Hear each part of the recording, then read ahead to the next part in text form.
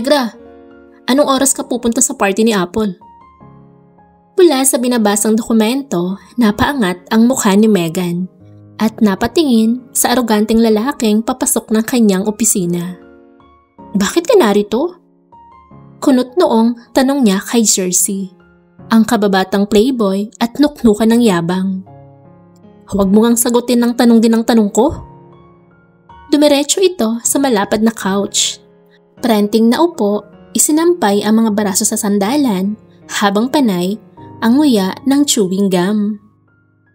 6:00 ng gabi ang alis ko. Okay na? Nasagot ko na ba ang tanong mo?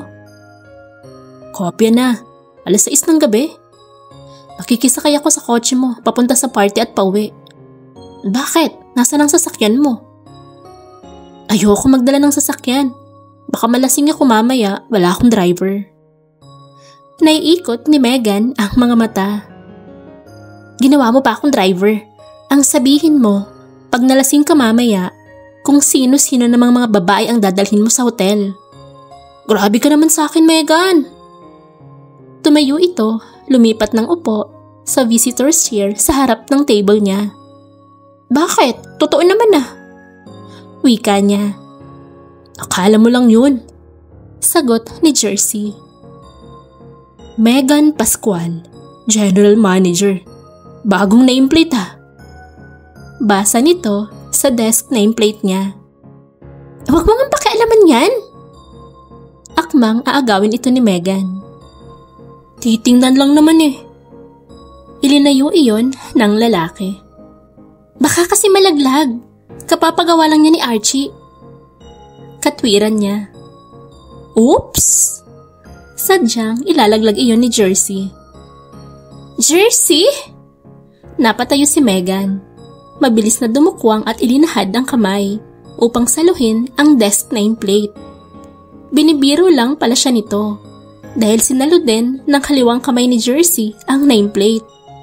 Habang si Megan ay sa kamay ni Jersey napahawak. Nagkatinginan ang dalawa. Si Jersey ay tila biglang nataranta nang dumikit ang kamay niya sa kamay nito. Habang si Megan ay napataas ang isang kilay. Ganito si Jersey. Malakas mang asar. Kilalang babaero, pero pag nagkakadikit naman sila ng pisikal o nagtatama ang mga mata nila, animo ito na allergy sa kanya. Ang pangit ng pagkakagawa ng nameplate na to. Pinawi nito ang kamay at ibinalik sa mesa ang hawak. Napaingos si Megan. Pagkatapos ay bumalik sa pagkakaupo. Maya-maya'y tumunog ang cellphone niya. Dinampot ito ng dalaga at sumenyas kay Jersey na umalis na. Iniikot ni Megan ang swivel chair patalikod upang sagutin ang tawag. Hello Archie? Ang nobyo ang tumawag. Dadalo rin umano ito sa birthday party ng kaibigan. Ngunit nagpasabing susunod na lamang dahil may dadaanan pa ito at may sorpresa sa kanya. Saglit lang silang nag-usap magnobyo. Pagkatapos ay pinatay na rin ni Megan ang tawag. Invited ba sa party ang isang yan at dadalo rin? Ang akala niya'y umalis na si Jersey. Pero heto at nasa pwesto pa pala nito kanina. Ngunit salubong na ang mga kilay at nakakross ang mga balikat. Hindi ka pa pala nakakaalis? Sabi niya. Pupunta rin ang Archie na yun? Ulit na tanong naman ni Jersey. Oo naman, nobyo ko si Archie. At kilala rin siya ni Apple. Bakit? Nagsiselos ka ba? Hinuhuli niya ang mga mata nito. Ngunit umiwas ng tingin ang lalaki. Ngunit hindi nakaligtas sa paningin niya ang pamumula ng mga tenga nito. Hoy Negra, kabahan ka nga sa mga sinasabi mo. Bakit naman ako magsiselos? Di ko lang talaga gusto yung karakas ng boyfriend mo. Depensa nito sa nauutal na salita. Okay, fine. Pag-ingos niyang muli. Pagkatapos, ito noon na ang pansin sa mga dokumentong binabasa. Si Jersey ay nanatili sa kinatatayuan. Ano, may kailangan ka pa ba? Dahil kung wala, Lumabas ka na ng opisina ko at marami akong ginagawa. Sungit naman, dyan ka na nga. Nito, saka lang tumalikod. Teka, anong susuotin mo mamaya? Huminto sa paghakbang si Jersey. Ano ba ang sinusuot sa pool party? Sarkastikong balik tanong ng dalaga. Huwag mong tangkaing mag-2 swimsuit ah. Kunot ang noong, tumingin siya rito. Makikita ng karamihan kung gaano ka kaitim. Sabi nito, pagkatapos ay bumunghalit ng tawa. Buwisit ka! Bago pa niya ito mabato ng nadampot na ballpen ay mabilis nang nakalabas ng opisina si Jersey. Hindi na kukumpleto ang araw nito nang hindi siya inaasar. At sanay na siya roon. Pero kahit favorite siya itong ibuli, si Jersey naman ang laging backup niya sa tuwing may kailangan siya o ang Pascual Trucking Company na minamanage niya. Mukha lang itong easy-go-lucky pero ang totoo, magaling ito sa larangan ng negosyo. Sa katunayan, sa edad na 27, ito na ang may-ari ng malaking truck parts and equipment company sa buong Metro Manila. Mukha lang din siyang buwisit na buwisit dito pero ang totoo, may lihim siyang pagtingin sa kababata. Mula pa man noong mga bata pa sila hanggang ngayon. Noong high school, ibinuko ito ng kaklase nila na si Jersey umano ang secret admirer niya. Ngunit nang kinumpronta niya ito, todo tangge si Jersey at sinabi pang hindi siya ang tipo nito. Pero mula naman noon hanggang ngayon, madalas niya itong mahuling lihim siyang tinitingnan. Kahit ng ibang kakilala nila o mga kaibigan, ganun din ang sinasabi. Minsan, gusto niya itong paaminin. Ngunit sa halip na umamin, pang-aasar lang ang ginagawa ni Jersey. Si Archie naman na kasalukuyan niyang nobyo ay masugid niyang manliligaw noon at pamangkin ito ng madrastang si Belinda. Napilitan siyang bigyan ito ng chance baka sakaling mabaling kay Archie ang nararamdaman niya para kay Jersey. Dahil nga, ayon kay Jersey ay hindi siya nito gusto.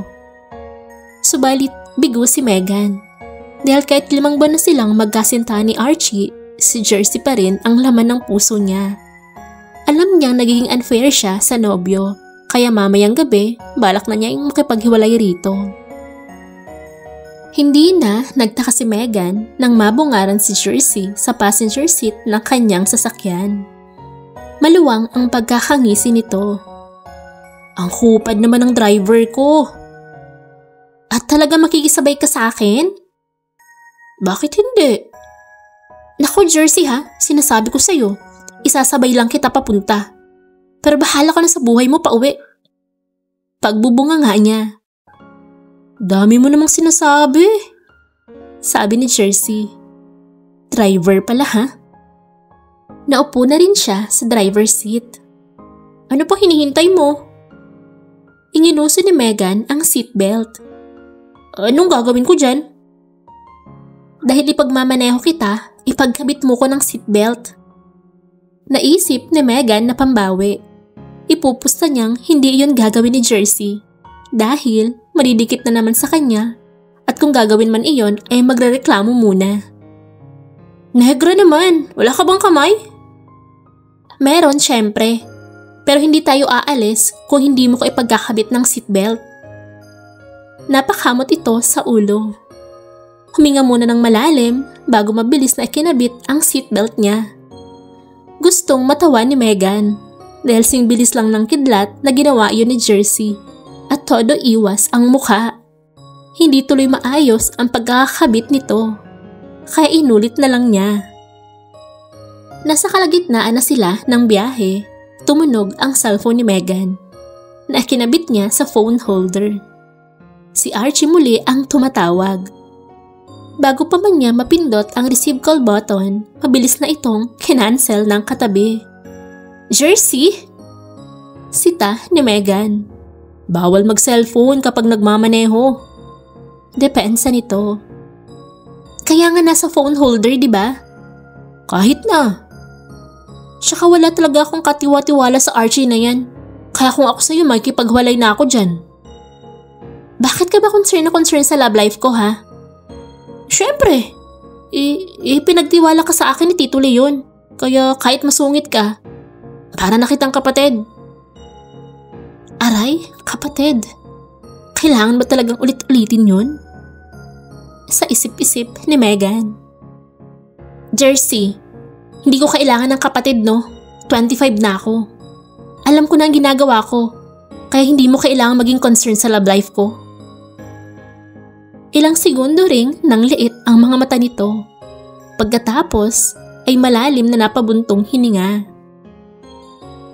Marami na ang mga bisita pagdating nila sa venue ng party. Karamihan ay kaklase nila nung college. Jersey pare, sabi ko na kayo talaga ni Megan na magkakatuluyan. Salubong sa kanila ni na Fred at Dandwin. Nagkatinginan sila ni Jersey. Pagkatapos ay una itong nagbawi ng paningin. Paanong kami ang magkakatuluyan? Ang sungit nito. Tukoy sa kanya ni Jersey. Patawa-tawa ito at napapakamot sa dulo ng kilay. Paano talaga kami magkakatuluyan nito? Torpe at mayabang tong kaibigan nyo. Sabi naman ni Megan. Pare naman, hanggang ngayon ba? Hindi ka pa rin umaamin. Naputol ang gustong sabihin ni Fred. Pare, ang lalawak naman ng mga imagination nyo. Tara na nga at kumuha ng maiinom. Yakag ni Jersey sa mga kaibigan. Si Megan naman ay nilapitan ang celebrant na si Apple. Meg! Apple! Nagbeso sila pagkatapos ay inabot niya ang dalang regalo. Happy birthday! Thank you, girl! Narinig ko yung usapan niyo kanina. Hindi lang agad ako nakalapit dahil may mga kausap pa akong bisita. I told you, ang alam ng karamihan kayo ni Jersey. Dahil para naman talaga kayong magjowa. Tukso ni Apple. Napabuntong hininga si Megan. Alam mo ang sagot dyan, Apple. Alam ng kaibigan ang nararamdaman niya para sa kababata. Pero girl, ang basa ko kay Jersey, may gusto rin sa'yo. Tingnan mo. Inginuso ni Apple ang kabilang side ng pool, kung saan naroon si Jersey. May hawak itong wine glass at pinaliligiran ng mga kababaihan. Anong titingnan ko dyan? Matagal ko nang alam na playboy yan. Napanguso si Megan. Girl, ang ibig kong sabihin, marami mang mga babae ang nakapaligid kay Jersey pero tumatagos naman ang paningin niya sa'yo. Tukso ulit ni Apple. Kasi mangiinis na naman yan. Napahagikik si Apple. Maya-maya'y hinila siya nito. Apple, saan tayo pupunta? Tanong ni Megan. Marami akong biniling bikini sa taas. Baka may matipuhan ka. Naku, wag na. Ayos na sa akin tong summer dress na suot ko. Let's go! Nagpumilit si Apple. Girl, wag mo ang takpin ang katawan mo. Be proud. Kung ganyan lang ako ka-sexy, aba, araw-araw akong nasa beach. Sabi ni Apple sa kaibigan. Paano'y yakap-yakap ni Megan ang sarili at nakatago sa likod ni Apple. Wala siyang nagawa nang ipagpilitan nitong isuot niya ang white bikini na binili nito. Apple, alam mo namang hindi ako sanay magsuot ng ganito. Pwes, masanay ka na. Ang sexy mo kaya. Kita mo nga at halos lumuwa ang mga mata ng mga bisita ko. Lalong nahiya si Megan. Nangiikot ang mga mata. Dahil nakatutok nga sa kanya ang mga mata ng mga tao sa paligid.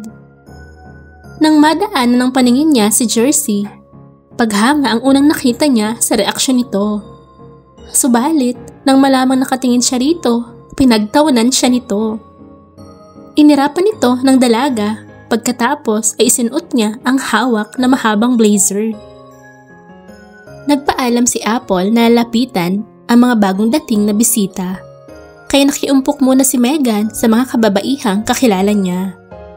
Pero hindi nagtagal, nagyaya ang mga ito na maligo sa pool. Nagpaiwan si Megan.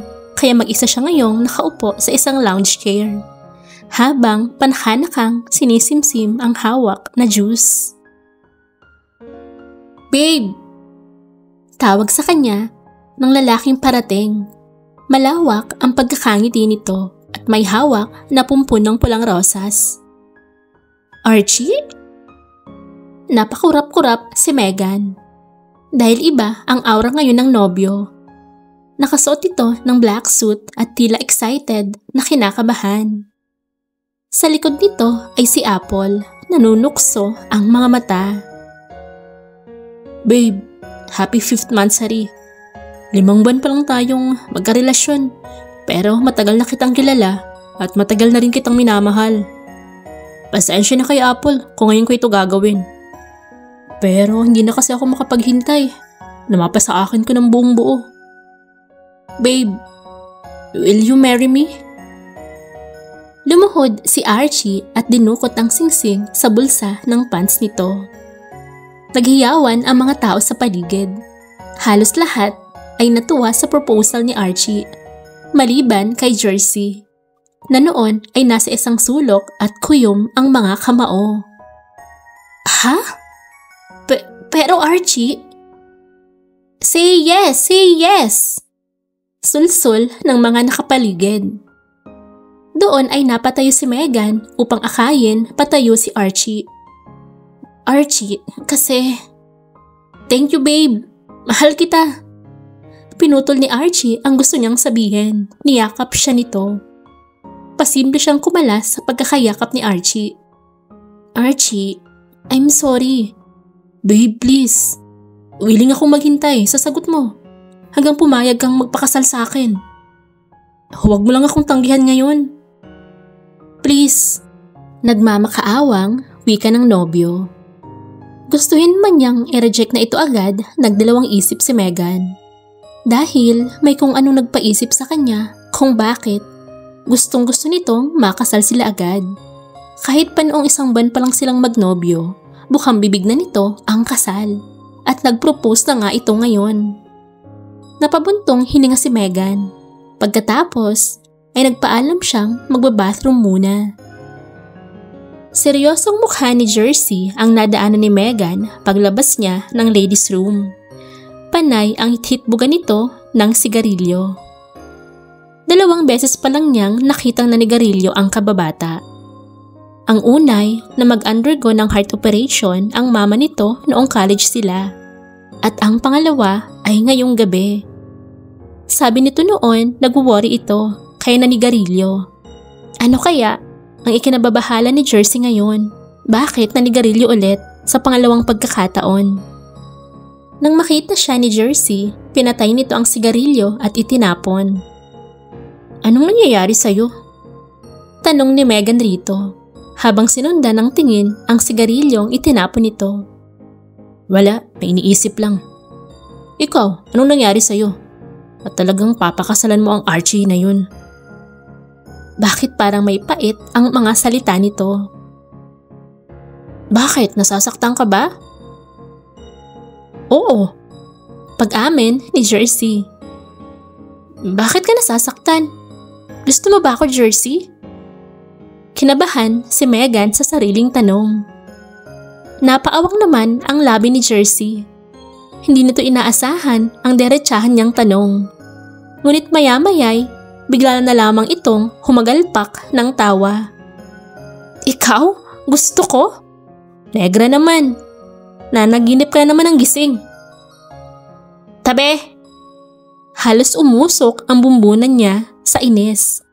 Tinabig niya ang kababata at nagmarcha paalis. Natapos ang birthday party ni Apple. Pauwi na sina Megan at ang nobyong si Archie.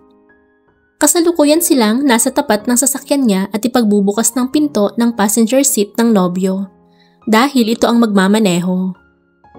Subalit bigla na lang lumitaw sa harap nila si Jersey at inunahan siyang maupo sa passenger seat.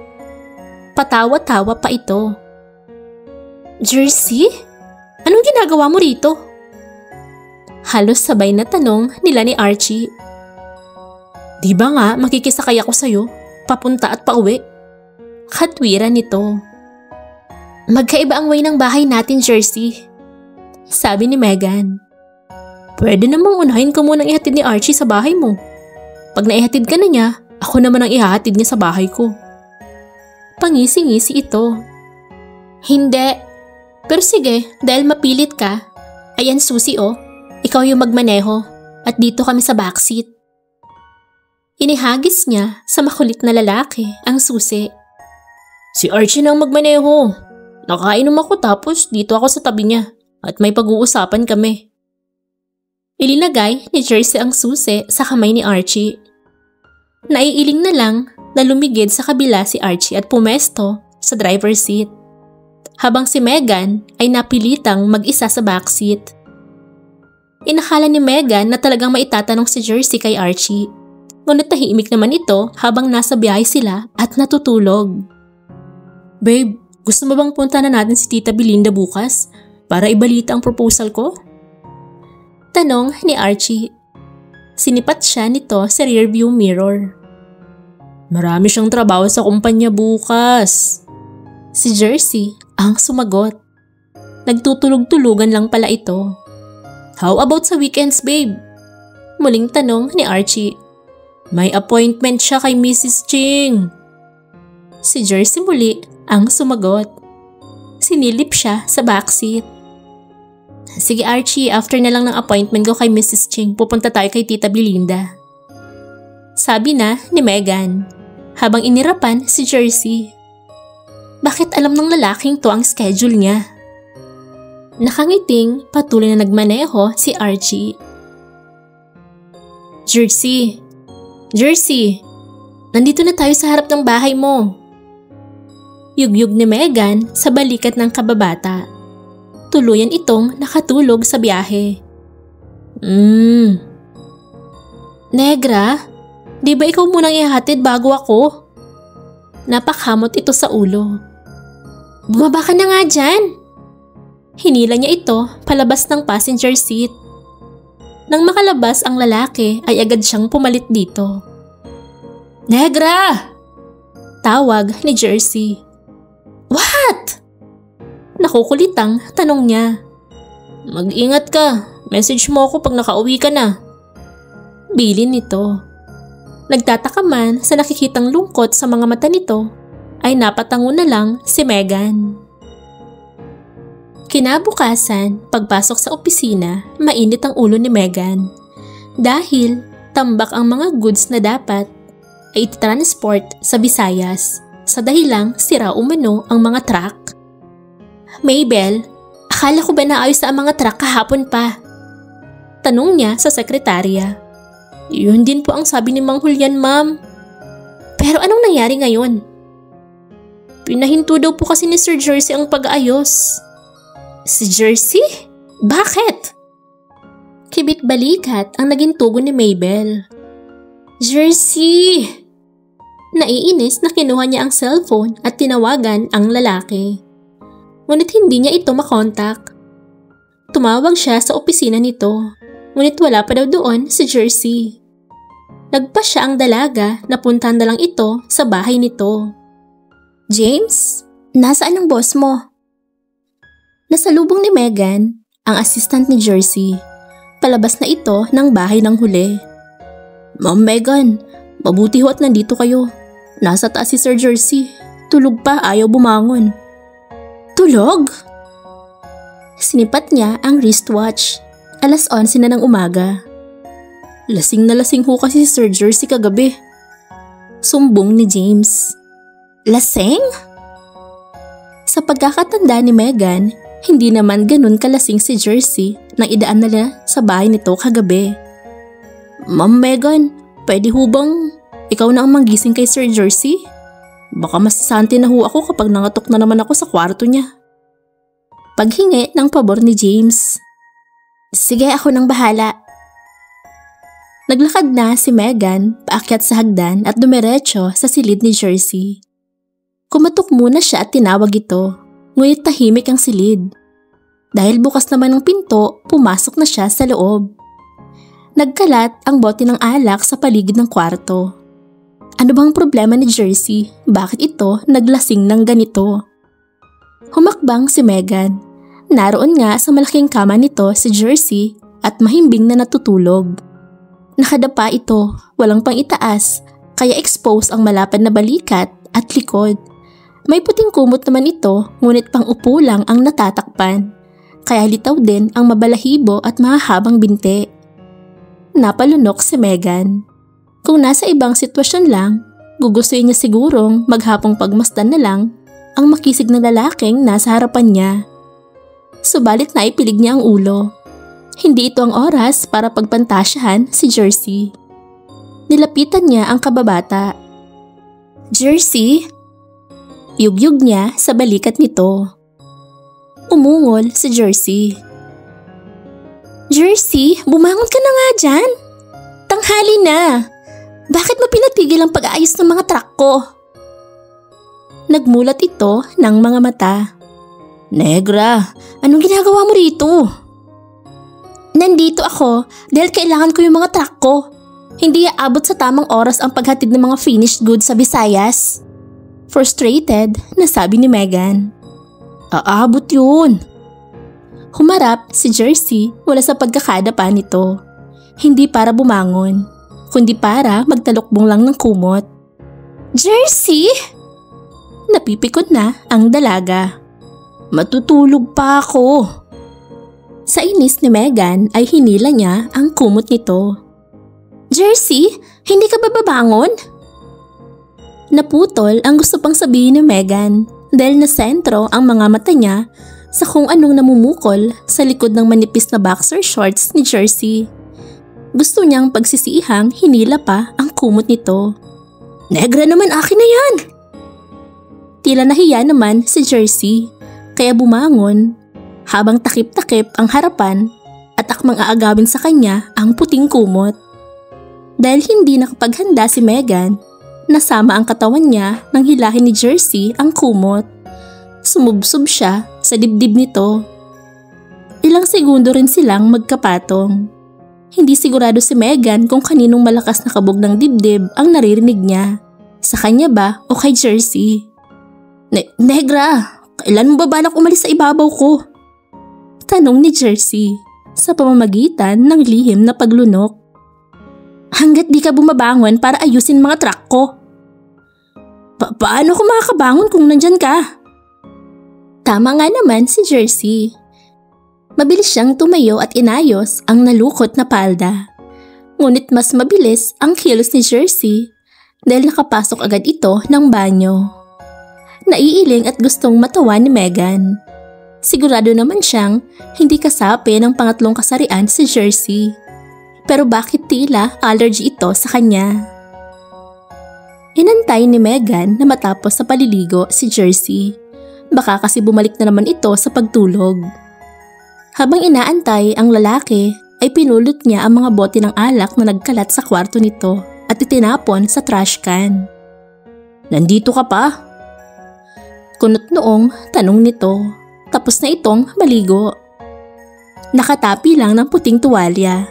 Siyempre, tumutulo pa ang basang buhok nito. Pababa sa malapad na dibdib at mga pandesal. Negra, bakit nandito ka pa? Untag sa kanya ni Jersey. Kunot ang noo nito at nakapamaywang. Baka kasi bumalik ka na naman sa pagtulog. Tsaka itong mga bote ng alak mo, napakarami at ang kalat ng kwarto mo. Bakit ka ba naglasing kagabi? Patuloy siya sa pagpulot ng kalat. Hayaan mo na yan. Si Manang na ang magliligpit niyan mamaya, kaya lumabas ka na ng kwarto ko. Pagtataboy nito. Jersey?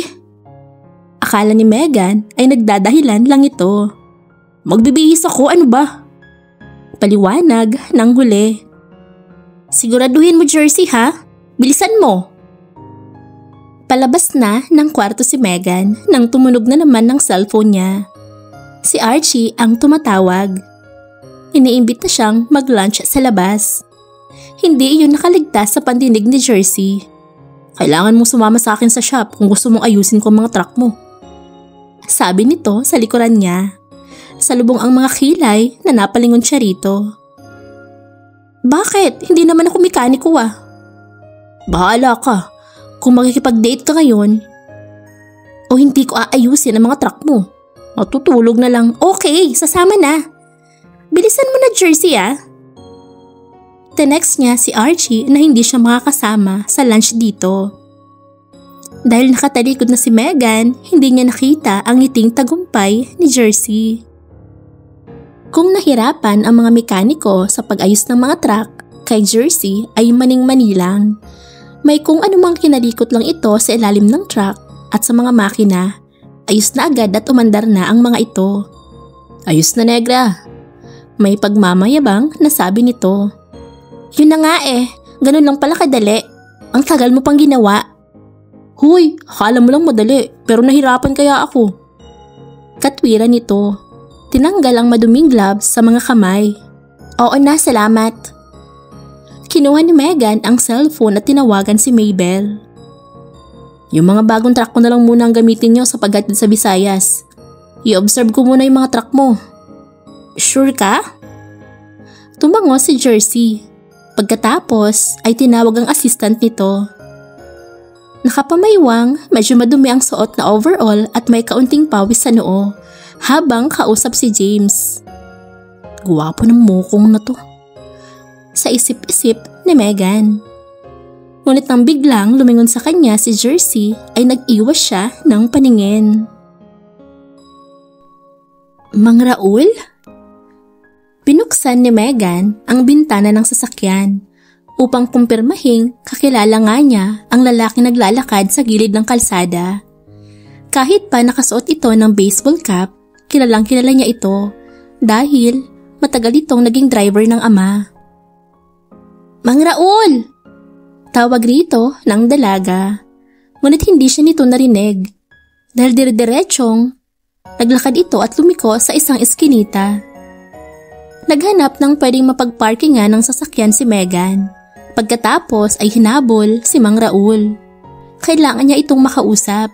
Marami siyang katanungan dito tungkol sa aksidente ng ama noon. Bigla na lang kasi itong nawala na parang bula. Mabibilis ang mga hakbang ni Megan. Habang palingali-nga dahil nawala sa paningin niya ang sinusundan. Nang sa wakas ay muli itong makita, may huminto namang itim na sasakyan sa harap nito. Kaya napahinto rin siya sa paglalakad. Sapat upang malinaw niyang makita kung sino ang may-ari ng itim na sasakyan. Archie? Pa, bakit lumabas ka na naman? Di ba kabilin-bilin na namin sa'yo magtago ka muna sa Mindoro? Sabi ni Archie kay Mang Raul. Pa? Magtago? Tatay ni Archie ang dating driver namin? Bakit hindi niya alam yun? Binundol ng kaba ang dibdib ni Megan.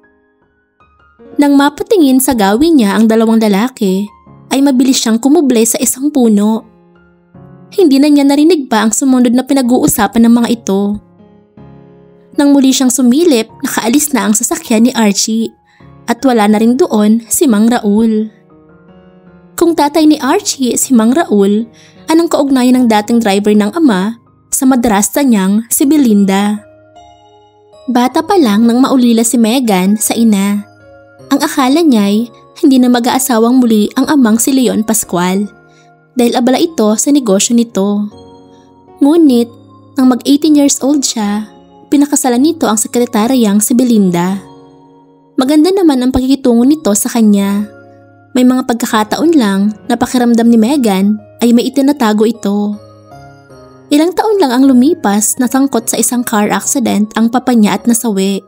Naiwan sa kanya ang mga ari-arian at negosyo ng ama. Ang naipamaan na lang kay Belinda ay ang ancestral house sa Pampanga.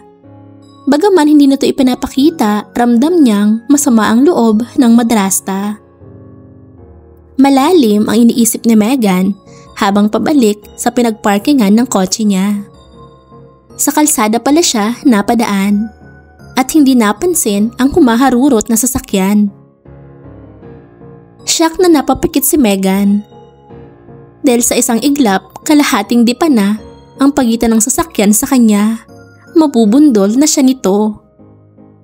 Mabuti na lang mula kung saan may matigas na mga braso ang biglang humila sa baywang niya palayo. Mahigpit siyang yakap-yakap nito at nagpagulong-gulong sila sa damuhan. Ayos ka lang? Nag-aalalang tanong ng lalaking nagligtas sa kanya. Jersey? Sino pa ba? Pwede ba negra umalis ka nga sa ibabaw ko? Naganda sugat-sugat na ako, nakadagan ka pa sa akin. Mabilis na tumayo si Megan. Ano bang nangyari sa'yo at para ka naglalakad sa liwanag ng buwan? Muntik ka ng masagasaan. Tumayo na rin si Jersey at nagpagpag ng suot na pantalon. Jersey? Gusto niyang sabihin sa kababata ang lahat ng tumatakbo sa isip niya. Bakit? Anong problema? Wala. Salamat sa pagligtas sa akin. Balikan ko lang yung kotse ko. Ihatid na kita. Ipapakuha ko na lang kay James ang sasakyan mo. Pinigilan siya ni Jersey. Tumango si Megan. Habang nasa biyahe sila pauwi, tahimik lang nakatingin sa labas ng bintana si Megan. Kailangan niyang malaman kung ano ang tunay na relasyon ni na Archie, Mang Raul at ni Belinda. At kung ano ang ambag ng mga ito sa pagkamatay ng ama noon. Archie? Ano pa bang mga lihim ang dapat niyang malaman dito? Lumingon si Megan sa katabing si Jersey dahil may itatanong sana siya rito. Ngunit hindi niya naituloy ang gustong sabihin dahil nahuli niya ang kanang kamay nito na gusto siyang hawakan o i-comfort. Pero dahil lumingon siya, huminto ang kamay nito na nakataas at ikinuyom. Nagtanong ang mga mata niya. Napila yata ang kamay ko sa pagprotekta sa ulo mo. Nag-close open ito ng kamay at itinuon ang paningin sa kalsada. Kaninang nagpagulong-gulong sila sa damuhan, nakahawak nga ito sa likod ng ulo niya upang hindi siya mauntog. Ganon siya protektahan ni Jersey. Kinuha ni Megan ang kamay nito. Imamassage ko, sabi ng dalaga. Wag na, nagmamanaw ako, baka mabangga tayo. Inagaw ni Jersey ang kamay. Konti na lang talaga. Maniniwala na akong may gusto ka sa akin, Jersey. May gusto nga ako sa'yo. Umaamin na ba si Jersey? Tumambol ang dibdib ng dalaga. Gusto kitang batukan. Dahil hindi ka na yata marunong tumawid ng kalsada. Untik ka nang mahit and run. Patawa-tawa si Jersey. Hinampas niya ang balikat nito at napaingos na nagsumiksik sa gilid ng pinto ng sasakyan. Bukod sa may kinausap na private investigator si Megan, nagpa siya din ng dalaga na personal na mag-imbestiga tungkol sa nalamang ugnayan ni na Archie at Mang Raul. Kaya umuwi siya sa lumang bahay nila sa Pampanga, kung saan nagstay ang stepmother na si Belinda. Wala ito nang makarating siya. Tanging ang mga kasambahay lang ang naroon. Nagtanong siya sa mga ito kung natatandaan si Mang Raul. Ngunit bagong katulong lang pala ang mga ito. Kaya hindi naabutan ng mga ito ang dating driver. Nag-umpisang maghanap ng ebidensya si Megan. Sinimulan niya sa dating library ng ama. Ngunit wala siyang mahanap o makitang kakaiba. Pasakreto siyang pumasok sa silid ni Belinda. Ngunit wala talaga siyang makitang maglilid sa mga katanungan niya. Hanggang inabot na lang ng gabi. Kasalukuyang naglalakad na si Megan sa driveway ng ancestral house at tinatawagan si Mabel upang magpasundo. Kanina ay nagpatid lang din siya. Hindi siya pwedeng magdala ng sasakyan dahil malalaman ni Belinda na umuwi siya. Hindi pa man nasasagot ni Mabel ang tawag niya. Nakarinig si Megan ng tunog ng paparating na sasakyan. Nang makilala ang sasakyan inyo ng madrasta, ay agad siyang nagtago sa halamanan. Pigil ni Megan ang hininga dahil mismong sa harap niya tumigil ang sasakyan at bumaba ang mga sakay nito. Ma, bigyan mo pa ako ng sapat na panahon. Pakakasalan din ako ni Megan. Makukuha din natin lahat ng kayamanan niya. Sabi ng lalaking kasama ng madrasta. Walang iba kundi si Archie. At ano ang tinawag nito sa madrasta niya? Ma? Ang kupad mo kasi. Hanggang ngayon, hindi mo pa rin mautoy ang Megan na yan. Kung bakit kasi itong si Leon, Itong bulok na ancestral house lang ang iniwan sa akin. Dapat pala, noon pa, nang pinatay ni Raul ang leon na yan, ay isinama na yung Megan na yan. Sabi naman na Belinda. Natutup ni Megan ang bibig. Halo-halong emosyon ang nararamdaman niya sa narinig. Malinaw na ang lahat-lahat sa kanya. Nanay ni Archie si Belinda at hindi tiyahin. Sadyang nakipaglapit sa kanila ang mga ito dahil sa kayamanan. At hindi aksidente ang nangyari sa ama noon. Sadya itong pinatay. Naikuyom ni Megan ng kamao. Ma, huwag ka naman magsalita ng ganyan. Mahal ko si Megan. Ayoko may mangyaring masama sa kanya. Sabi ng mapagpanggap niyang nobyo. Kung ayaw mong mapahamak ang Megan na yan, bilis-bilisan mong makasal sa kanya at makuha ang kayamanan niya. In your dreams, Archie? Gustong isigaw ni Megan. Dahil gustuin man niyang lumabas sa pinagkakakublihan at ilabas ang galit ay hindi pa niya magawa. Kinuha niya ang cellphone at balak i-record ang naririnig mula sa mag-ina. Ngunit dahil nanginginig ang mga kamay niya sa galit, ay nalaglag ito at lumikha ng ingay. Ano yon? Archie, tingnan niyo ni Ramil! Utos ni Belinda. Ang tinutukoy na Ramil ay ang tauhan nito at ang driver ng pinagbabaang sasakyan. Hoy! Sigaw ni Ramil. Nang makita siyang tumakbo palabas ng gate. Alam ni Megan na hindi siya makikilala ng mga ito dahil nakapusod ang mahaba niyang buhok. Nakasuot din siya ng itim na mask at baseball cap. Pero abot-abot ang kaba niya dahil hindi siya sigurado kung makakaligtas ba siya ng gabing yun. Kinakabahan man ay mabilis ang naging takbo niya. Nang makakita ng pwedeng pagtaguan, huminto muna siya upang humingi ng tulong gamit ang cellphone niya. Tinawagan niya si Jersey. Sinagot naman nito agad ang tawag niya. Oh, Negra, bakit? Nasa date ako ngayon. Jersey, please, help me. Sabi niya sa nanginginig na boses. Bakit? Anong nangyari? I need your help. Puntahan mo ako sa lumang bahay. Agad niyang pinatay ang tawag dahil nasilip niya si Ramil at Archie. Nasaan na yun? Hinihingal na tanong ni Ramil. Hindi pa nakakalayo yun. Tara, hanapin natin sa paligid. Sabi ni Archie. Pigil ni Megan ang hininga habang kagat-kagat ang pang-ibabang labi. Dahil palapit ng palapit sa pinagtataguan niyang tambak na kahoy ang mga yabag. At kapag yumuko ang mga ito, tiyak na makikita na siya. Mabuti na lang nagbadyang umulan. Kumulog at kumidlat. Uulan na, tara na Ramil. Sabi ni Archie sa kasama. Napahinga ng malalim si Megan. Nang masigurong wala na ang dalawa, dahan-dahan siyang lumabas sa pinagtataguan at tinawagan muli si Jersey. Ngunit hindi na niya ito makontak. Puntahan kaya siya ni Jersey gayong nasa date daw ito? Nasa Maynila ang kababata at siya ngayon ay nasa Pampanga. Ilang sandali pa pumatak na ang ulan at sa malas nalobat ang phone niya. Nayakap na lang ni Megan ang sarili at sinuong ang ulan. Naglakad takbo siya sa kalsada. Baka sakaling may dumaang sasakyang pwedeng mahingian ng tulong. Basang-basa na ng ulan ang dalaga at malayo-layo na rin ang nalakad niya. Pero wala siyang makasalubong na sasakyan at wala ring katao-tao sa lugar.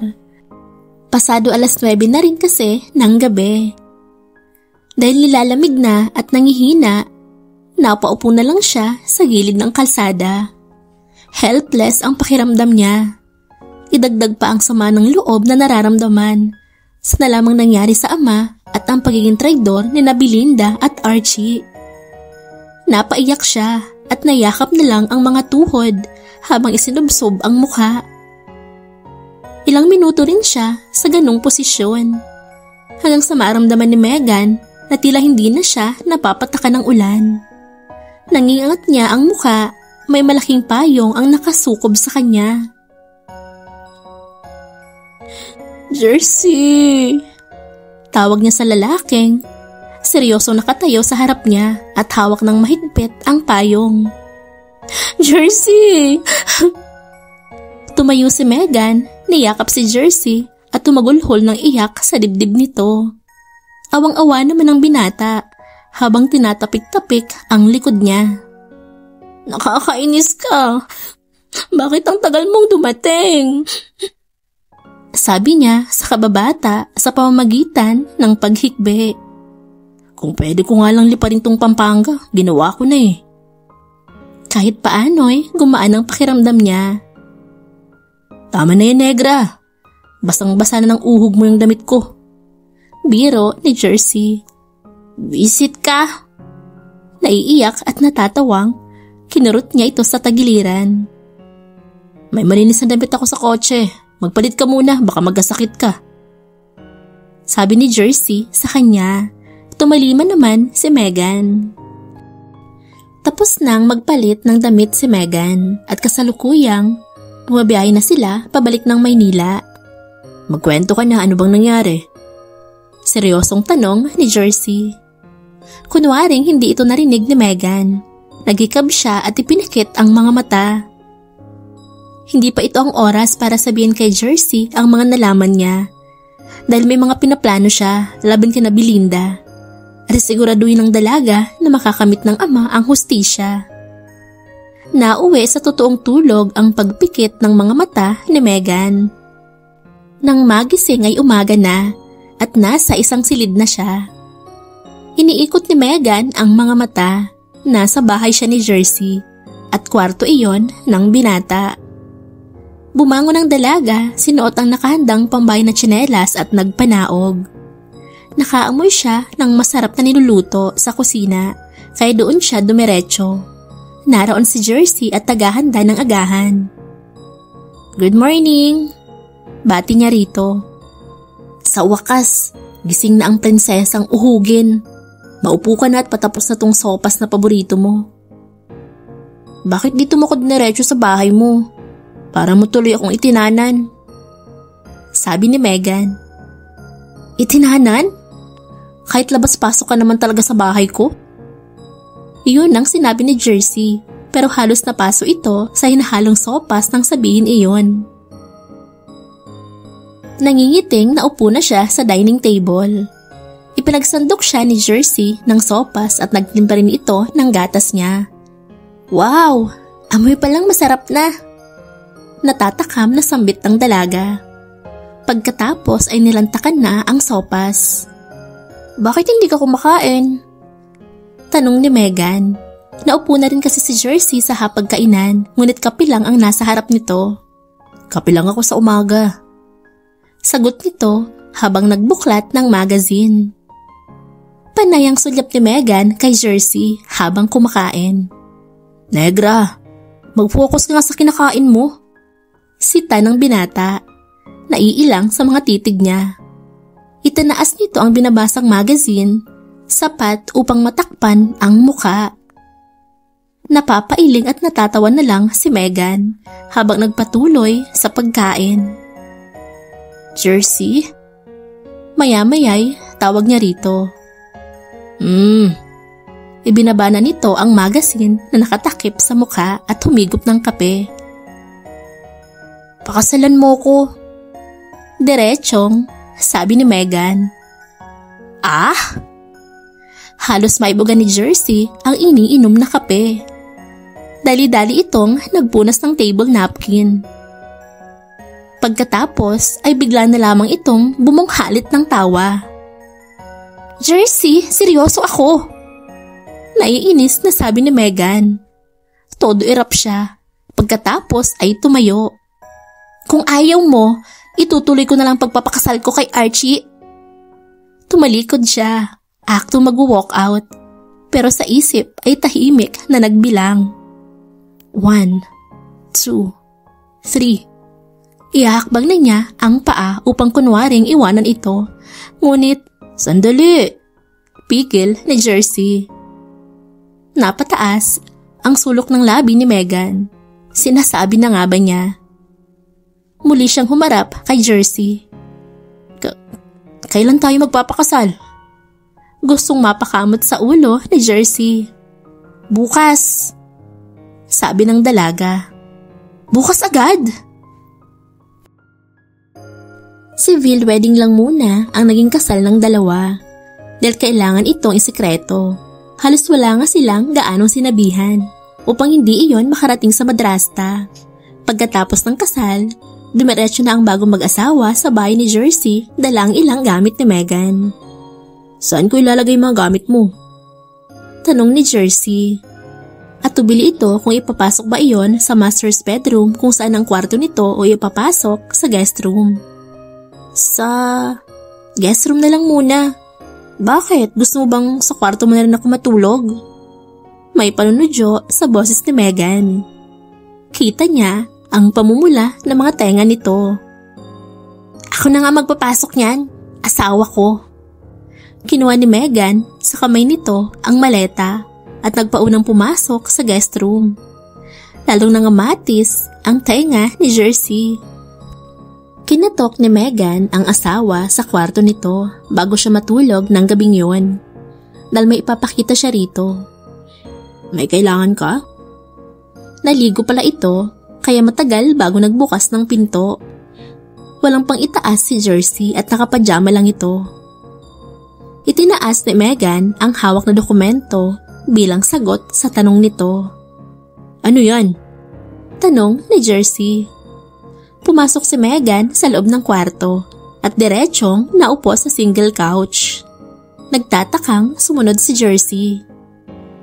Inilipat ko sa pangalan mo lahat ng assets at kayamanan ko, sabi ni Megan. Isa ito sa mga plano niya kaya inalok ng kasal sa Jersey. Magtagumpay man o hindi ang laban niya sa mag-ina, sigurado naman siyang walang makukuha ni isang kusing ang mga ito. Ano? Nangunot ang noo ni Jersey. Kinuha ang hawak ng dokumento at saka binasa. Bakit? Hindi ko kailangan ang mga to, Megan Pascual. Mas mayaman ako sa'yo, no? Correction, Mrs. Megan Pascual Borromeo na ngayon. May panunodyo ang ngiti niya. Patay mali siya naman ang kaharap.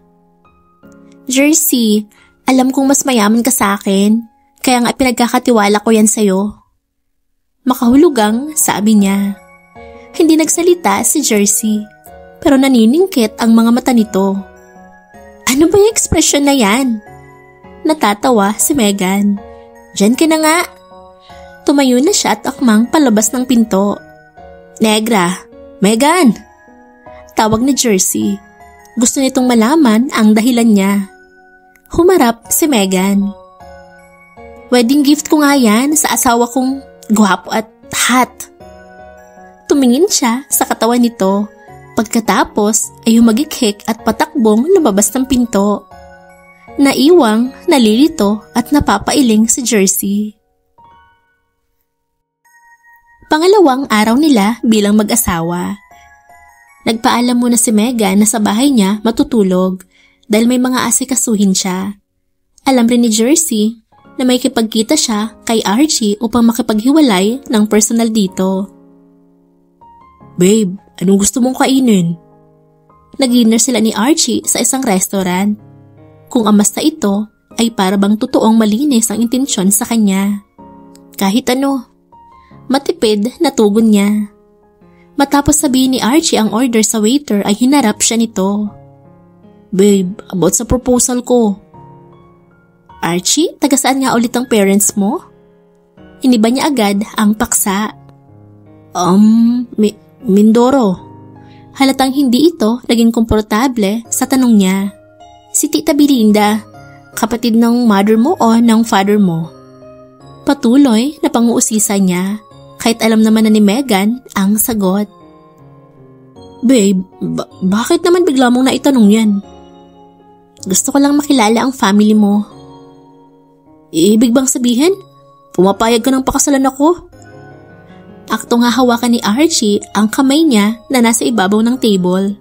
Ngunit pasimpleng iniwas iyon ni Megan at lihim na napangiwi.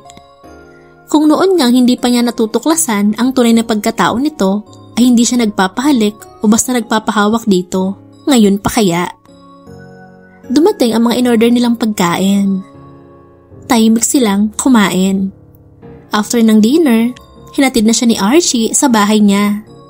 Nang makarating, pinagbuksan siya nito ng pinto ng sasakyan at inalalayang makababa. Okay na ako dito, Archie. Pwede ka nang umalis. Oh, nakatingin ito sa gate ng bahay niya. Tila gusto pang pumasok sa loob. Pagod na ako, Archie. Gusto ko na magpahinga. Palaging dahilan ni Megan. Sa loob ng 5 buwang naging nobyo niya ito, hindi pa ito nakapasok sa bahay niya.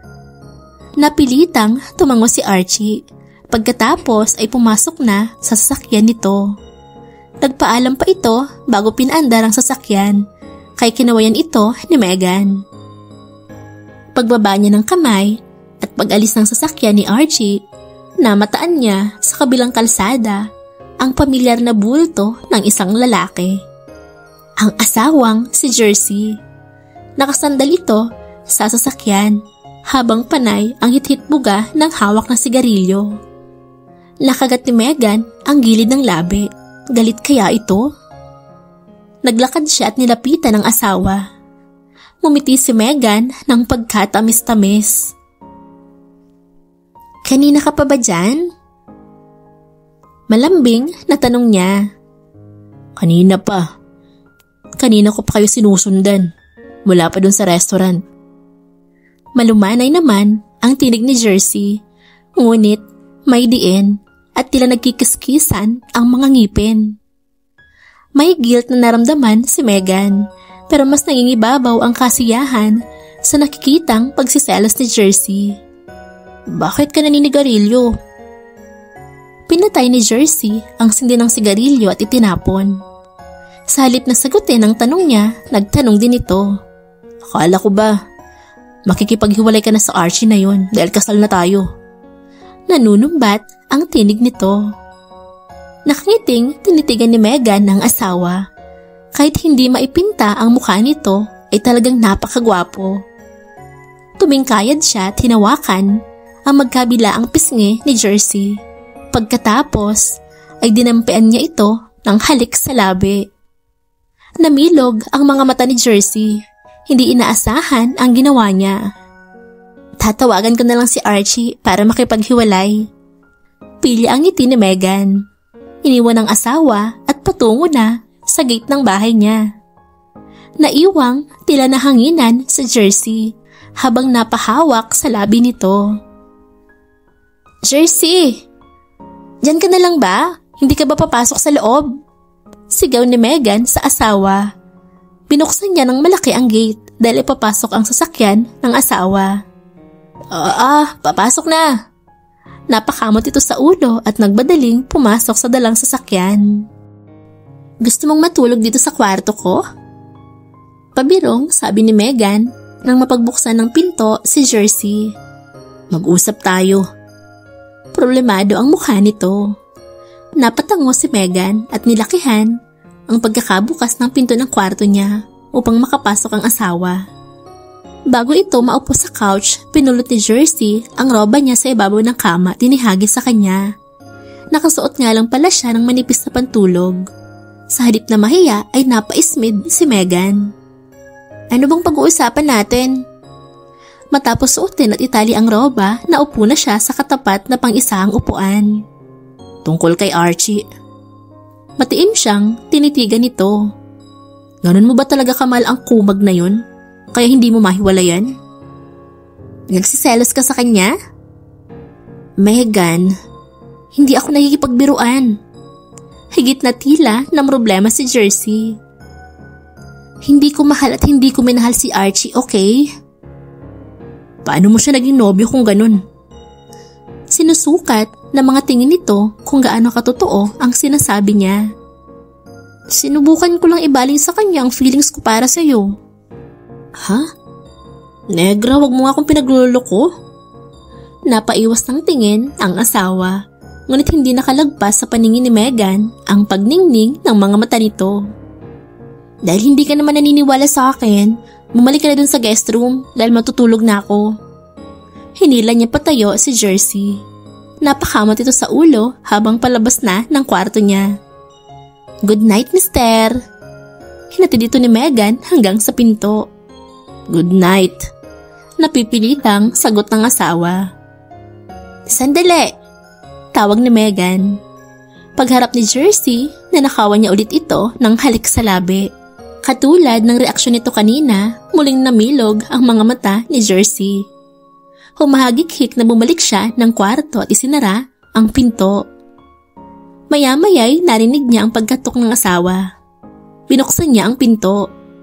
Bakit na naman? Hindi na naituloy ni Megan ang gustong sabihin. Dahil siya naman ngayon ang nanlaki ang mga mata nang sunggaban ni Jersey ang labi niya. Jersey? Nasambit niya ng saglit nang makawala sa labi nito. Ngunit hindi na siya binigyan pa ng pagkakataon ng asawa na dugtungan ang gustong sabihin. Muli nitong sinakop ng buong pananabik ang labi niya. Napakapit na lang si Megan sa batok nito at namalayan na lamang niyang nahiga na siya ng asawa sa kama. Nang gabing yon ay buong puso niyang ibinigay ang sarili sa asawa. Malapad ang pagkakangiti ni Megan nang magising kinabukasan. Paano'y ang kababatang lihim na pinapantasya lang noon, asawa na niya at kayakap sa kama ngayon. Dahil mahimbing pa ang tulog ni Jersey, pinagsawa ni Megan ang mga mata sa mukha nito. Kahit saang anggulo tingnan, gwapo talaga. Maya-maya'y ibinaba niya ang paningin sa katawan ng asawa. Humagik-hik na pinaglandas niya ang hintuturo sa malapad na dibdib nito. Sa mga abs, pababa sa pusod at nagising si Jersey at pinigilan ang palapulsuhan niya. Huwag mong galitin yan, baka magsisi ka. Makahulugang biro nito. Namumula ang pisnging, nagtakip siya ng kumot. Dahil walang kilos mula kay Jersey, dahan-dahan niyang ibinaba ang kumot. Nag-aabang lang pala ito upang halikan siya. Panay ang tili ni Megan habang umiilag sa mga halik nito. Nang sa wakas, mahuli ng asawa ang labi niya, tumunog naman ang cellphone ni Megan. Sabay silang napatingin sa bedside table kung saan naroon ang cellphone niya. Tumatawag si Archie. Nalukot ang mukha ni Jersey at umayos ng pagkakahiga. Dinampot ni Megan ang phone at dinecline ang tawag. Pagkatapos ay nangingiting. Hinalikan sa labi si Jersey. Gwapo pa rin kahit nakasimangot. Panunuyo niya. Mabilis naman niya itong napaamo. Ngunit nang akto na ring gaganti ng halik si Jersey, muling tumunog ang cellphone niya. Si Belinda naman ngayon ang tumatawag. Sagutin mo muna. Dismayado ang mukha ni Jersey. Umakto na itong tatayo mula sa kama at patungo sa banyo. Pinigilan ito ni Megan habang sinagot ang tawag ng madrasta. Magdiriwang umano ito ng kaarawan na gaganapin sa isang hotel dito sa Manila at kailangang naroon siya kasama si Archie dahil iaanunsyo umano nito ang engagement nila ni Archie. Sarcastic na napangiti si Megan. Dahil hindi makaporma ang anak nito, si Belinda na mismo ang gumagawa ng paraan. Well, ibibigay niya rito ang atensyong deserve nito. Sa birthday ni Belinda, isisiwalat niya ang itinatagong baho nito. Paanong nangyaring ang asawa ko? Engaged pa sa iba. Sarcastic ang tinig ni Jersey. Sinubukang tanggalin ang kamay niya sa braso nito. Let me explain, sabi ni Megan. Itinuro niya ang kama at pinahihigang muli sa kama ang asawa. Maliligo na ako. Nagtatampong, sabi nito, patungo na sa banyo. Suot lang ang mga panloob, tumayo si Megan. Mabilis na humarang sa daraanan ni Jersey, pagkatapos ay nangunyapit sa batok nito. Magpapaliwanag ako. Higanat ulit tayo, please. Pinapungay niya ang mga mata. Megan. Nag-iwas ng tingin si Jersey at tinanggal ang mga kamay niya sa batok nito. Ngunit kinuha ni Megan ang bighabalaang kamay ng asawa at ilinagay sa maliit niyang bewang. Ramdam niya ang lihim na paglunok nito. Napataas ang sulok ng labi ni Megan. Tumingkayad siya upang halikan sa labi ang matampuhing asawa. Konting pakipot pa, bumagay naman agad ito. Kinarga siya paharap at ibinalik sa kama. Hagik-hik ang maririnig sa loob ng silid. Ipinagtapat na ni Megan kay Jersey ang natuklasang ugnayan ni na Archie, Belinda at Mang Raul at ang ginawa ng mga ito sa papa niya. Kung anong galit at pagkamuhi ang naramdaman niya, higit pa yata ang naging reaksyon ni Jersey. Gusto lang nga nitong sugurin ang mga may sala ng araw na ipinagtapat niya ang totoo. Pinigilan niya lang ito dahil may plano na siya para sa mga ito. Gabi ng kaarawan ni Belinda. Bagaman magkasabay na pumunta sa hotel sina Megan at Jersey, pinauna niya itong pumasok dahil alam niyang sasalubungin siya ng mapagkunwaring mag-ina. Hindi nga nagkamali si Megan dahil naghihintay na si Archie sa labas ng kinalululanan niyang sasakyan. "You are gorgeous, babe." Nangingislap sa paghanga ang mga mata nito nang bumaba na siya. "Thanks." Tipid niyang tugon. Minuestra ni Archie ang braso upang kapitan niya, ngunit kunwaring hindi niya iyon napansin. Ang mga kamay niya ay inihawak sa dalang purse. "Let's go," sabi niya kay Archie. At tubili itong sumabay sa paghakbang niya. Ang celebrant na si Belinda ay busy sa pag-welcome sa mga bisita nito. Maganda at elegante itong tingnan sa suot na long dress. Sino ba ang mag-aakalang maitim pala ang budhi nito? Nang mapansin siya ni Belinda, agad siyang nilapitan. "Nandito na pala ang maganda kong stepdaughter?" Nagbeso ito sa kanya. "Happy birthday, tita." Pakikipag-plastikan niya rito. "Oh, thank you, Iha." Sa hinhin ng kilos ng madrasta, akala mo kung sinong demure. "Archie, ikaw nang bahala kay Megan."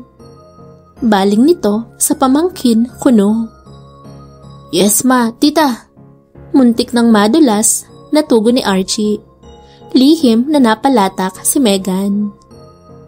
Puno ang venue ng mga kilalang tao at personalidad. Tamang-tama lang sa show na magaganap ngayong gabi. "Babe." Inabutan si Megan ng maiinom ni Archie. "Salamat." Kahit naaalibadbaran sa form of endearment ni Archie, ay inabot niya ang juice. "Anong masasabi mo sa party ni tita?" "Maganda." "Nagustuhan mo ba, babe?" Tipid siyang tumango. Padaan-daan sa Jersey sa harap nila. May hawak itong wine glass. Mahahalatang hindi komportable nakatabi niya si Archie. "Jersey!" Tawag rito ni Archie. Lumapit naman ang asawa sa kanila. Makahulugan ang tingin sa kanya. "Wala ka yatang kadate ngayon?" Sabi ni Archie rito. Sadyang ipinakita kay Jersey ang pag-akbay sa kanya. Kita ni Megan ang pagkuyom ng mga kamao ng asawa. Kaya pa simple niyang tinanggal ang kamay ni Archie. "May mga ipapakilala ako sa'yo," sabi ni Archie kay Jersey. Hinatak ito patungo sa mga mistisang babae sa di kalayuan. "Girls, di ba gusto niyo makilala si Jersey? Dinala ko na siya sa inyo." Kinilig ang mga babae. Nagpakilala ang mga ito at halos tumikit na kay Jersey. Halata ang pag-iwas ng asawa niya. Nang magtama ang mga mata nila, itinaas nito ang dalawang kamay. Nagpapaliwanag na wala itong kinalaman sa mga babaeng nakapaligid dito. At alam niya naman yon. Agad na nagpaalam si Jersey sa mga kaharap at nakihalubilo na lang sa mga kalalakihang kakilala rin ito. "Babe, magpakasal na tayo," sabi ni Archie pagbalik nito sa tabi niya. "Archie, bakit ba gustong-gusto mo kung pakasalan?" "Babe, dahil mahal kita," sagot nito. Pagkuwan, naramdaman niya ang kaliwang kamay ni Archie sa bewang niya. Archie, pasimple niya iyong tinatanggal, ngunit mahigpit ang pagyapos ni Archie. Samantalang kitang-kita naman iyon ni Jersey. Nagngangalit ang mga ngipin nito. Kung tumatagos lang ang mga titig ni Jersey, kanina pa siguro nabali ang mga kamay ni Archie. Nakakuha ng pagkakataong makalayo si Megan kay Archie. Nagpaalam siyang tutungo sa ladies' room. Hindi pa man siya natatapos mag-retouch, nakarinig si Megan ng paglock ng pinto ng banyo. Archie, bakit ka nandito? Nagkamali ka yata ng pinasok, ladies' room to. Sabi niya nang makita ito sa refleksyon ng salamin. Sinundan pala siya nito. Namumula ang mukha ni Archie at bahagyang sumusuray. Babe, bakit ba ilag na ilag ka sa akin? Fiancé mo ko, diba? Mahal mo naman ako, diba? Lumapit ito at akto siyang yayakapin. Huwag kang lalapit, Archie. Napaharap siya kay Archie. Kinuha ang pepper spray sa kanyang purse at itinutok sa lasing na lalaki. Babe naman, ikakasal na lang tayo na hindi man lang kita nahalikan kahit sa pisngi. Walang anumang, tinabig lang nito ang pepper spray. Nabitawan iyon ni Megan at nalaglag sa sahig. Si Archie ay akmang hahawak sa bewang niya at inilalapit ang mukha sa mukha niya. Ngunit hindi nagtagumpay sa paglapat ng kamay si Archie sa bewang niya dahil biglang bumukas ang pinto. Ilinuwa ang galit na si Jersey. Mabilis itong nakalapit sa kanila at pinilipit ang mga kamay ni Archie. Napaigik ang huli. Kanina pa nagiinit ang mga mata ko sa mga kamay na to. Sino ka bang pakialamero ka? Nahihirapang wika ni Archie. Pilit kinikilala ang lalaking may hawak sa mga kamay nito. Jersey! Ako nga. Bakit ka ba nakikialam? Kaibigan ka lang naman ni Megan ah. Kung noong kaibigan ko pa lang si Megan, ayaw na ayaw kong hinahawakan mo siya. Ngayon pa kayang asawa ko na siya? Asawa? Tila nawala ang pagkalasing ni Archie. Oo Archie, asawa ko si Jersey. Si Megan na ang sumagot. Inawat niya si Jersey sa pagpilipit sa mga kamay ni Archie. Asawa ko si Jersey, kaya imposible ang gusto mong magpakasal ako sa'yo, Archie. Pero babe, hindi malaman ni Archie ang magiging reaksyon. Samantalang si Jersey ay gusto ulit itong upakan dahil sa pagtawag sa kanya. Archie, tigilan mo na ang pagpapanggap. Alam ko ang totoong dahilan kaya gusto mo akong pakasilan. Alam ko rin ang totoong relasyon mo kay Belinda at kay Mang Raul. Gulat na napatingin sa kanya si Archie. At lalong alam ko na kayo ang dahilan ng pagkamatay ng papa ko. Napataas ang boses ni Megan. Nalaglag ang panga ni Archie. Napalod ito sa sahig habang pailing-iling. Pero mahal kita, Megan. Kasalanan to ni Mama. Kasalanan to ni Mama. May pumasok na dalawang lalaki sa loob ng banyo. Mga pulis iyon at mga kasama ni na Jersey at Megan. Kung totoo ang sinasabi mo, ito ang tamang oras upang magtapat, Archie. Aminin mo sa mga pulis ang nalalaman mo. Patangu-tangong naihilamos ni Archie ang dalawang palad sa mukha. Kami na hong bahala dito, ma'am, sabi ng mga pulis. Bumalik sina Megan at Jersey sa bulwagan para sa susunod na plano. Habang naglalakad, ay sinita siya ng asawa. Bakit naman pepper spray lang dala mo para sa self-defense? Ayoko magdala ng patalim o baril. Hindi ako bayolenteng tao. Pero mas mapoprotektahan ka ng mga bagay na yun. Paano kung hindi agad ako nakasunod? Baka kung ano nang nagawa sa'yo ng Archie na yun. Wala namang nagawa, diba? Bakit ka ba naiinis dyan? Nagsiselos ka ba? Megan, asawa mo ko. At ano? hindi matuloy-tuloy ni Jersey ang gustong sabihin. Napalabi si Megan. Mabuti pa si Archie, vocal sa nararamdaman para sa akin. Yung iba dyan, asawa ko nang at lahat, hindi pa rin makaamin. Makahulugang tukso niya. Naiwang napapakamot sa dulo ng kilay si Jersey. Tita, lumapit si Megan sa stepmother. Mga amiga, this is my stepdaughter, Megan. Pakilala sa kanya ni Belinda sa mga ginang nakaharap nito. Siya na ba yung anak ni Leon? Tanong ni Mrs. Herrera. Kung hindi siya nagkakamali, asawa ito ng governor sa Pampanga. Siya nga, amiga. Pagkumpirma ng madrasta. You are beautiful, Iha. You really look like your mom. Sayang at maaga na mayapa si Isabel. Marami siyang naipatayong foundation noon, na hanggang ngayon, napapakinabangan pa ng mga kabataan sa Pampanga. Kwento ni Mrs. Herrera. Sumang-ayon ang mga ginang nakasama nito, maliban kay Belinda. Hindi nakaligtas sa paningin niya ang palihim na pag-ingos nito. Single ka pa ba, Iha? May irereto ako. Sabi sana ni Mrs. Navales. Isa din ito sa mga kasamahan ni Mrs. Herrera. Amiga, hindi na single ang stepdaughter ko. In fact, aside sa celebration ng kaarawan ko, ia-anunsyo ko rin ang nalapit na kasal ni Megan at ng pamangkin kong si Archie. Sabi ng madrasta niyang pala desisyon. Kinuha nito ang microphone sa MC at tinawag ang atensyon ng lahat. Nagpasalamat ito sa mga bisita at inanunsyo nga ang kasal umano nila ni Archie sa susunod na buwan. Nagalak at nagpalakpakan ng mga bisita. Ngunit kinuha ni Megan ang microphone sa kamay ng madrasta. Sorry to disappoint you, tita, pero walang kasalang magaganap sa amin ni Archie. Megan, ano bang pinagsasabi mo? Pabulong na tanong nito, ayaw mapahiya. Nasaan ba si Archie? Sumenyas si Belinda sa isang waiter at ipinahanap si Archie. Everyone, nagbibiro lang si Megan.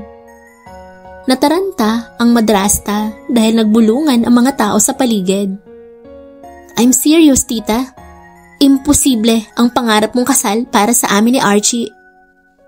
Ha? Why? Because I'm already married. Itinaas niya ang kaliwang kamay kung saan nakasuot ang kanyang wedding ring. What? Kanino? Shock at naglabasan ang mga wrinkles nito sa noo. Sa totoong lalaking mahal ko, kay Jersey Borromeo. Idinako niya ang paningin kung saan naroon si Jersey. Si Jersey naman nasunod-sunod ang naging paglunok ng alak dahil sa sinabi ni Megan. Lumakas ang bulungan. Megan, niloloko mo ba ang pamangkin ko? Nawala na sa linya ang mga kilay ni Belinda. No, tita. Kami ang niloloko mo. What do you mean? Lumabas kung saan ang dalawang pulis, kasama ang nakaposas na si Archie. Ma! Animo batang nasukol si Archie. Everyone! Hindi totoong pamangkin ni Belinda si Archie. Si Archie ay anak niya. Anak niya kay Raul Santos, ang dating driver ng papa ko. Napahakbang paatras si Belinda. Hindi nito inaasahang alam na ni Megan ang lahat. So what kung anak ko si Archie? You're right. Who cares kung anak mo si Archie? Pero diba, dahil anak mo si Archie, kaya gusto mong pakasalan niya ako upang makuha ang mga ari-ariang ipinamana ni Papa? Dahil hindi kayo nagtagumpay noon, kahit pa nga kinitil niyo na ang buhay ng Papa ko. Napasigaw na sa emosyon si Megan. Shock at nagpakita ng galit ang mga nakasaksi. Disappointed ang mga ito kay Belinda. At anong ebidensya mo? Sigaw din ni Belinda. Lumapit ang isang pulis rito at iniabot ang dokumentong naglalaman ng mga ebidensya. Pagkatapos ay inaresto na ang babae. No! Paano mo nalaman ng mga to? Akin lang ang kayamanan ni Leon. Akin lang, Megan. Nagsisigaw ang tila nawala sa sariling si Belinda. Raul! Raul! Nagpupumiglas ang babae mula sa pagkakahawak ng pulis at tinatawag ang kasabwat. Mula kung saan umalingaw-ngaw ang isang putok ng baril. Nagkagulo sa loob. Nagpanik ang mga tao. Nagtakbuhan ang mga ito palabas. Si Megan ay napatingin sa itaas dahil may kung anong bagay ang malalaglag. Ang malaking chandelier ng kisame. Napigtas ito at babagsak sa kanya. Hindi niya magawang umatras sa pagkabigla. Naiharang na lang ni Megan ang dalawang kamay at napapikit. Halos tumalon ang puso ni Jersey nang makita ang posibleng mangyari sa asawa. Kaya mabilis niyang naihagis ang hawak na baso at animo action star na tumalon sa mesa upang mabilis na malapitan si Megan. Mabilis niyang hinila at nailayo si Megan sa pabagsak na chandelier. Ayos ka lang? Nag-aalalang tanong niya. Jersey. Nag-angat ng mukha si Megan, sabay yakap sa asawa. Hindi nagtagal, lumapit ang mga pulis. Ma'am, sir, nahuli na namin itong si Raul Santos. Siya ang may kagagawa ng pagputol sa chandelier at ang pagpaputok ng barel. Sabi ng mga ito, hawak ang kriminal na si Raul. Sige ho, Chief. Pakidala na yan sa presinto. Susunod na lang kami mag-asawa para makapagsampa ng kaso laban sa pamilyang yan. Sabi ni Jersey. Nang matapos ang kailangang asikasuhin sa presinto, magaan na ang pakiramdam ni Megan dahil mabibigyan na ng hustisya ang pagkamatay ng papa niya. Sa labas ng police station, inihahanda na ni Jersey ang sasakyan dahil pauwi na sila. Pinagbuksan na siya nito ng pinto ng kotse, ngunit umiling si Megan. Nagtaka ang mukha ni Jersey. Ayokong sumakay ng kotse, maglakad na lang tayo. Napakamot sa ulo si Jersey at inihagis sa assistant na si James ang susi ng sasakyan. Tara na, maglakad na tayo. Sabi nito. Buhatin mo ko. Masakit na yung mga paa ko. Animo batang naglambing sa asawa. Napabuntong hininga si Jersey bago nag-squat upang makasampa siya sa likod nito. Binabaybay na nila ang daan habang buhat siya ni Jersey sa likod at ang heels niya ay bit-bit naman ito. Sinusundan lang sila ng kotse na minamaneho ni James. Napapailing lang ito sa trip ng mga amo nito kung bakit may sasakyan naman mas gusto pa ang maglakad.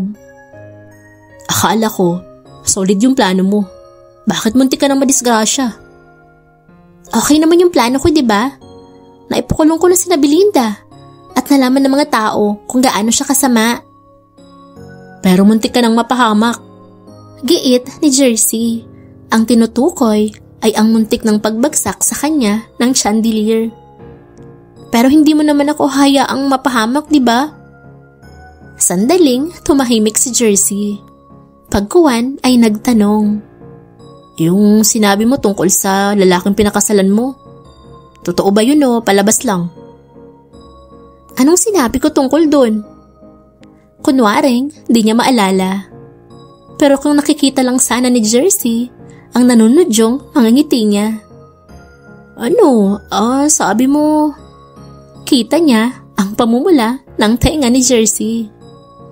Oo, totoo yun. Pagkumpirma ni Megan. Napahinto sa paghakbang si Jersey. Bakit ka huminto? Aamin na rin ba ang lalaking pinakasalan ko? Ano bang sinasabi mo dyan?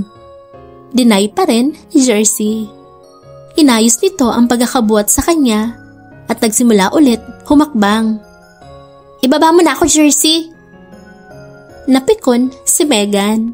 Napaka-torpe talaga nito.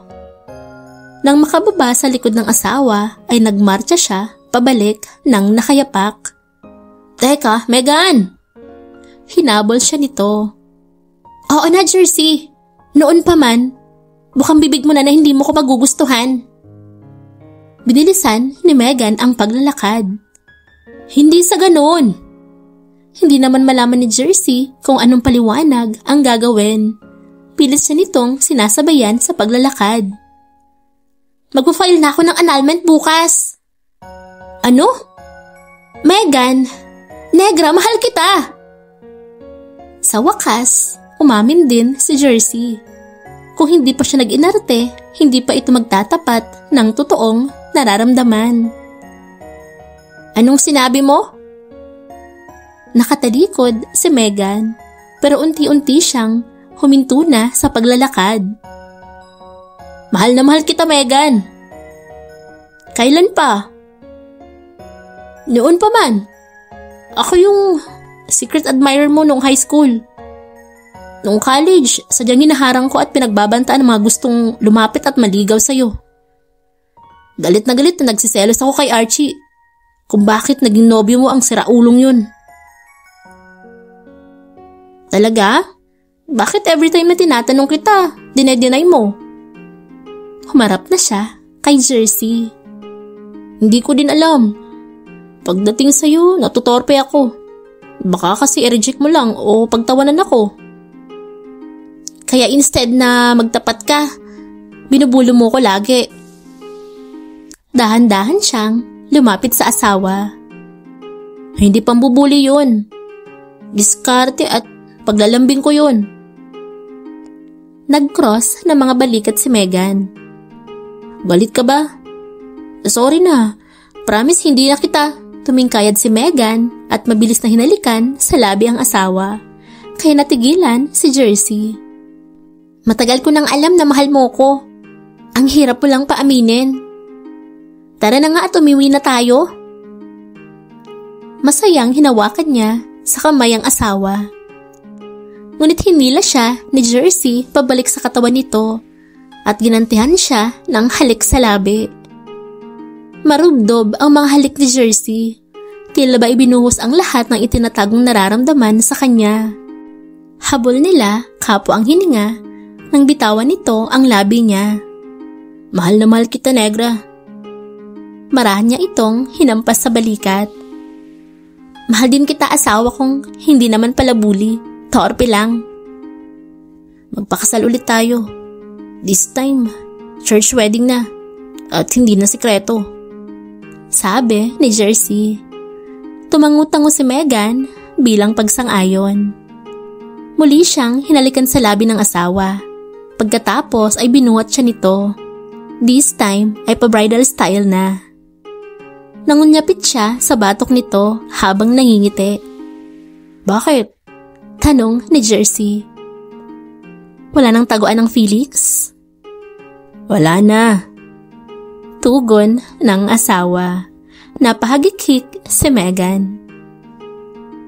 Wakas. Sana po ay nagustuhan nyo ang kwentong pag-ibig ni na Megan at Jersey. Sa ating pagpapatuloy, muli nyo rin po ako sanang samahan sa marami pang kwentong pag-ibig mula sa puso. Maraming salamat po.